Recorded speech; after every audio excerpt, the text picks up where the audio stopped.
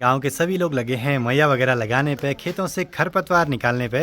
तो पहाड़ों में ऐसे भी कुछ काम होते हैं भाई आजकल, जो कि बहुत जरूरी हैं। इरिया गांव की ओर ऊपर बढ़ते हुए पहला घर हमारा है यहाँ पे। सभी लोग चले गए हैं यात्रा वाले रूट पे अपने अपने रोजगार के लिए। मतलब हमारे यहाँ पूरा अनाज घर पे ही हो जाता था। केदारनाथ मंदिर में या चारों धामों में कहीं भी मोबाइल फोन बैन कर रही है। लोग 5 दिन की छुट्टी लेकर आते हैं यहाँ, तो केदारनाथ धाम करने में तो 10 दिन लग जाएंगे ना। तो सुबह सुबह यहाँ पे चल रहा है वीडियो एडिटिंग का काम, और बाहर का माहौल कुछ ऐसा है। सामने की पहाड़ों पे खूब सारी धुंध लगी है, सूर्य देव भी प्रकट हो चुके हैं। बाकी माँ पापा की तैयारी हो चुकी है अपने अपने काम पे जाने की। पापा जी जाएंगे स्कूल, माँ को जाना है परवाड़ी वाले घर पे काम करने के लिए। बाकी फिर से हैमर आ गया है घर पे, मतलब कि आज से काम शुरू हो जाएगा। बाकी आज हमारी बंदर भगाने की बारी है, तो सामने के खेतों में बंदर आने नहीं देने हैं, जबकि उनमें अभी कोई भी फसल नहीं है। चलो जी, बड़े दिनों के बाद मिस्त्री भी पहुंच चुके हैं काम पे। मिस्त्री कमजोर हो गए यार, हैं? तिरजी जाके खाना नहीं खाएगा, सारे तुम कमजोर हो रखे भाई। ठेकेदार ने काम करा है, ये नए मिस्त्री आ रखे। चलो जी, आज भी 4 मिस्त्री आगे हैं, एक नए आ रखे हैं इनके साथ। मिस्त्रियों के आने से घर पे चहल पहल बढ़ गई है। अब इसके बाद आगे का जो भी काम बचा हुआ है वो पूरा होगा। और अंदर कमरों में ना इतनी भयंकर खाद हो रखी है पानी की, पूरा ऊपर से टपक के आ रहा है नीचे, तो ये भी पूरा साफ करना है एक बारी।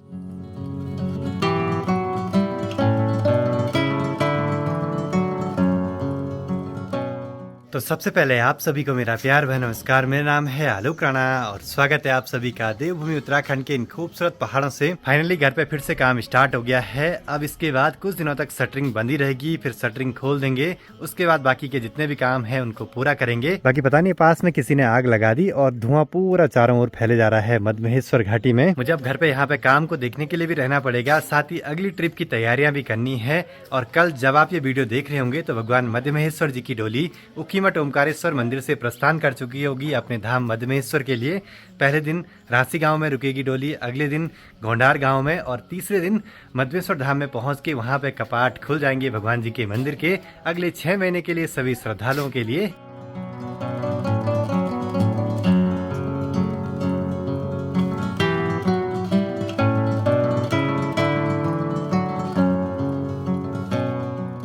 और काम तो होते रहेंगे। चलते हैं जरा खेतों की तरफ बंदर भगाने के लिए। आज बंदर भगाने की बारी भी है। अब आजकल यहाँ लोगों ने इन खेतों में से सारे गेहूं काट दिए हैं और इनमें बीज भी बो दिया है। सार तो पूरी खाली हो गई है, लेकिन बंदर फिर भी आते हैं नुकसान करने के लिए। जो भी बीज बोए हैं उनको निकालते रहते हैं, उड़ेलते रहते हैं। तो फिर बंदर भगाने की ड्यूटी लगातार लगी हुई है। एक दिन में 4 परिवारों की ड्यूटी लगती है। बाकी यहाँ से अपना घर ये ठीक सामने पे गिरिया गांव की ओर ऊपर बढ़ते हुए पहला घर हमारा है यहाँ पे। और घर के ठीक नीचे ये मनसुना गांव है, मार्केट है, नीचे का गांव है।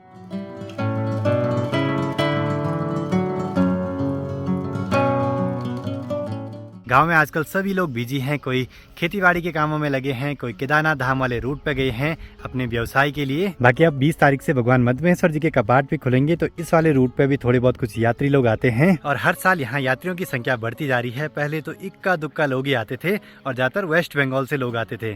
बंगाली लोग वो इस ट्रैक को करना बहुत पसंद करते हैं पहले से ही। अब आसपास अभी कोई बंदर वगैरह तो नहीं है, तो अच्छी बात है भाई। चलते हैं घर पे। बाकी यहाँ पे छोटे बच्चों का अभी मिड डे मील का टाइम है, तो मस्त में से आनंद ले रहे हैं। और यहीं से मैंने भी अपनी 5वीं तक की पढ़ाई करी है, तो बचपन की यादें ताजा हो जाती हैं इनको देख के। पर हमारे टाइम पे ऐसे मिड डे मील की व्यवस्था नहीं थी।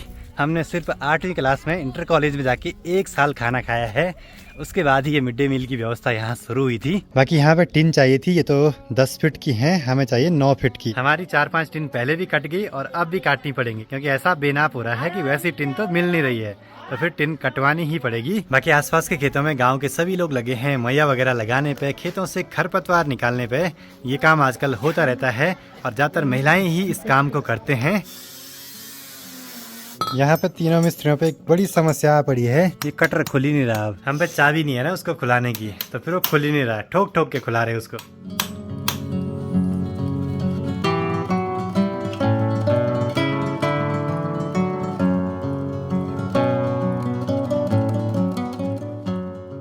ट्रैकिंग शू भी अच्छे से धो दिए हैं। हो सकता है इसके बाद हम मधमेश्वर धाम की यात्रा पे जाएं। देखते हैं, इस साल थोड़ा सा टाइम कम है, एक दिन के लिए ही सही पर जाएंगे जरूर से। तो सारी तैयारियां करके रखनी होंगी अभी से। जो भी ट्रैकिंग के कपड़े वगैरह हैं सब धो धा के तैयार रखने पड़ेंगे।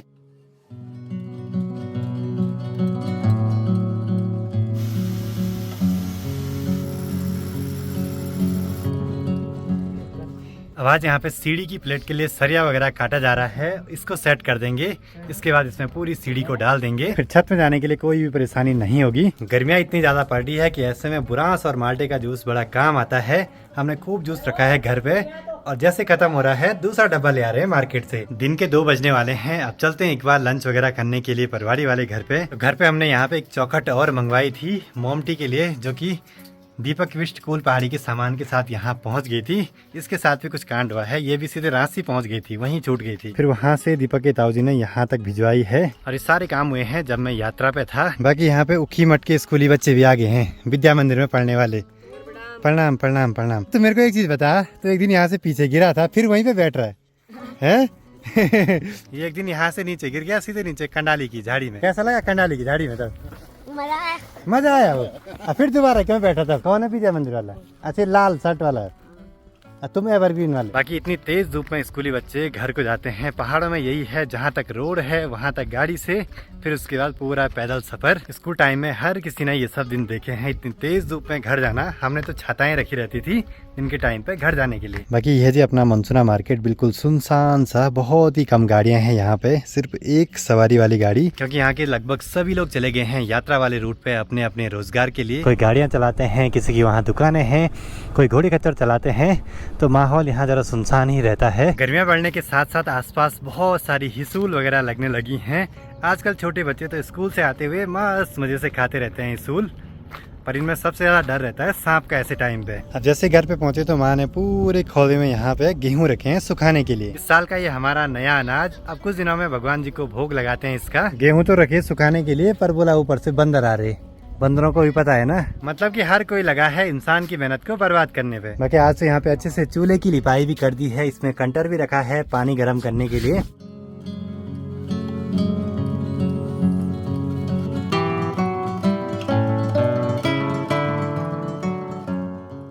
शाम के अभी 4 बजने वाले हैं। केदार घाटी से मौसम गड़बड़ हो रहा है और ठीक सामने गुप्त काशी के नीचे वहाँ देखिए लंबा सा जाम लगा है गाड़ियों का। आजकल पहाड़ों में यही सब समस्याएं हैं, लंबा सा जाम लग रहा है, यात्रियों को बहुत सारी परेशानियां हो रही हैं। और सरकार पता क्या कर रही है, केदारनाथ मंदिर में या चारों धामों में कहीं भी मोबाइल फोन बैन कर रही है। बोले उससे यात्रा पे व्यवधान हो रहा है। यात्रा में असली व्यवधान तो सड़कों के चौड़ीकरण न होने से हो रहा है। कुछ जगहों पे रोड की कंडीशन इतनी खराब है कि यात्रियों को घंटों जाम में फंसना पड़ता है। पार्किंग की पूरी व्यवस्थाएं ही नहीं है। इतने लोगों को पहाड़ों की तरफ भेज रहे हैं जितनी यहाँ पहाड़ों की कैपेसिटी है ही नहीं। पार्किंग में गाड़ियाँ लगाने की जगह तक नहीं है और फिर फोन बैन किए जा रहे हैं। खैर अपनी अपनी सोच है, लेकिन बहुत सारी चीज़ें ऐसी हैं जिनमें सुधार होना चाहिए, नहीं तो आने वाले टाइम में यात्रियों की संख्या तो बढ़ती जाएगी, फिर यहाँ पैर रखने तक की जगह नहीं बचेगी। इसका एक उपाय ये भी हो सकता है कि सभी लोग केदारनाथ धाम की ओर जा रहे हैं तो उन यात्रियों को रास्ते से डाइवर्ट करा जाए किसी ऐसे स्थान पे जो अच्छा पर्यटक स्थान हो, अच्छा धार्मिक स्थल हो, जहाँ पे कि वो कुछ नई चीज़ें देख सकें, जान पाएँ हमारे देवभूमि उत्तराखंड के बारे में। लेकिन नहीं, वहाँ तो फोन बैन करने की लगी हुई है इनको। फिर यात्रियों को ऐसे घंटों जाम में फंसना पड़ता है। मतलब कि नॉर्मल समय में जहाँ आधे घंटे का टाइम लगता है, वहाँ आजकल 10-10, 12-12 घंटे जाम में लग रहे हैं लोगों को। बाकी माँ लगी है घर में यहाँ पे गेहूं को छानने पे, और इनसे ऐसे जिनमें कचरा है वो निकाल देते हैं। कितने गेहूं हुए इस साल? 2-3 कट्टे। कितने महीने की राशन? 2-3 महीने की राशन। पर यह है कि जितनी मेहनत करी थी ना, उतना तो होता है नहीं कभी। कुछ नुकसान जानवर कर देते हैं, कुछ मौसम की मार, बहुत सारी चीजें हैं भाई। पहले तो लाते भी नहीं थे, मतलब हमारे यहाँ पूरा अनाज घर पे ही हो जाता था। समय समय की बात है, समय तो बदलता रहता है। बाकी अब मौसम खराब हो जाए उससे पहले मुझे निकलना पड़ेगा नए वाले घर पे। वहाँ पे काम चल रहा है, देखना भी जरूरी है। कुछ सामान की जरूरत पड़ेगी, वो भी टाइम से घर तक पहुँचाना जरूरी है। तो ये देखिए जी, आजकल खूब सारी हिसूल लगी हैं यहाँ इन झाड़ियों पे, जिनको खाने का आनंद ही कुछ अलग रहता है।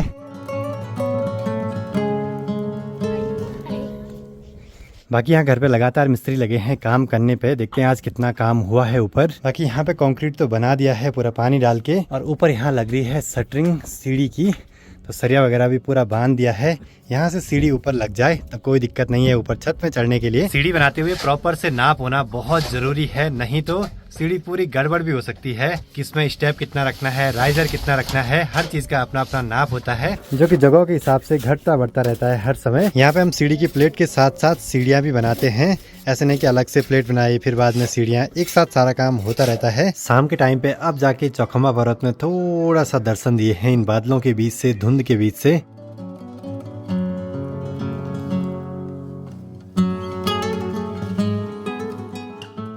दिन के टाइम पे पहाड़ों में काफी गर्मी है, सुबह शाम ठंड है, दिन में जूस चलता है, सुबह शाम चाय वगैरह।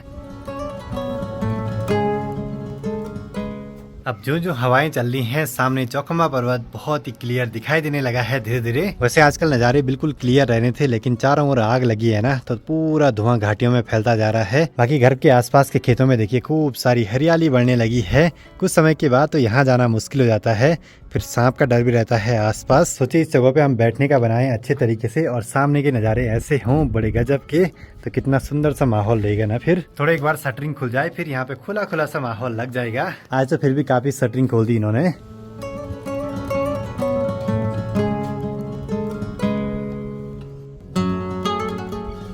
तो चले जी, पापा जी ले आए हैं परवाड़ी वाले घर से मोया, जो कि खेतों में खरपतवार निकालने के काम आता है।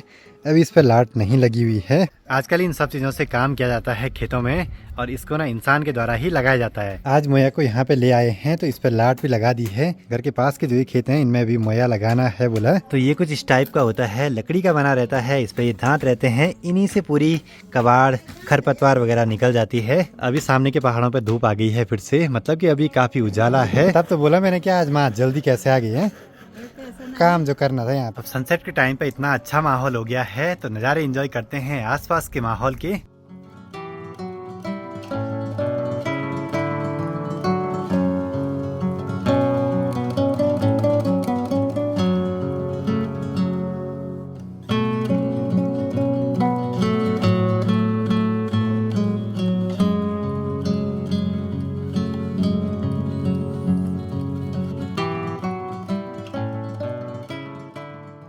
अब आज जो नज़ारे दिखे हैं आसपास के बड़े सुंदर से दिखाई दिए हैं, क्योंकि ड्रोन में मेरे HDR का ऑप्शन तो नहीं है, लेकिन आज नेचुरल HDR वहाँ पे देखने को मिला है। सामने से भी लाइट आ रही थी, और जहाँ सूरज गया है सनसेट होने के लिए वहाँ से तो लाइट थी।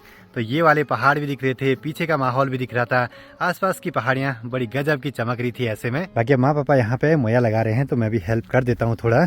सबसे पहले तो इस पर 2 रस्सियाँ रहती हैं, जो कि अपने बाजुओं में ऐसे फंसानी है, जोर इन्हीं पे लगेगा। और जो ये डंडा है ना, इसको लाट बोलते हैं, तो ये सिर्फ सपोर्ट के लिए। अब ऐसे करके इसको खींचते रहना है। मेन काम है पीछे वाले का, कहाँ पे लगाना है, क्या लगाना है। तो पहाड़ों में ऐसे भी कुछ काम होते हैं भाई आजकल, जो कि बहुत जरूरी हैं। बाकी इधर साइड का माहौल देखिए कितना गजब का दिखाई दे रहा है।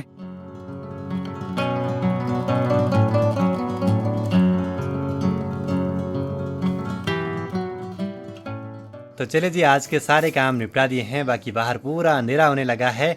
अब फटाफट से इस वीडियो को एडिट करना है और आराम करना है, क्योंकि कल सुबह जल्दी जल्दी उठना है मुझे उखीमठ ओमकारेश्वर मंदिर में जाने के लिए। तो चले जी, रात के 12:12 पे दीदी, प्रीति और सुष्मिता तीनों पहुंच चुके हैं बड़ी मुश्किल से केदार घाटी से अहमदवेश्वर घाटी में। क्या क्या प्रॉब्लम आई? प्रॉब्लम जाम की प्रॉब्लम। हम तो चलो 4-5 घंटे में पहुंचे, जो लोग कल से लगे हुए हैं अभी तक गुप्तकाशी से अभी तक सोनप्रयाग नहीं पहुंचे, और लोग 5 दिन की छुट्टी लेकर आते हैं। यहाँ तो केदारनाथ धाम करने में तो 10 दिन लग जाएंगे ना, बहुत बुरी स्थिति हो रखी।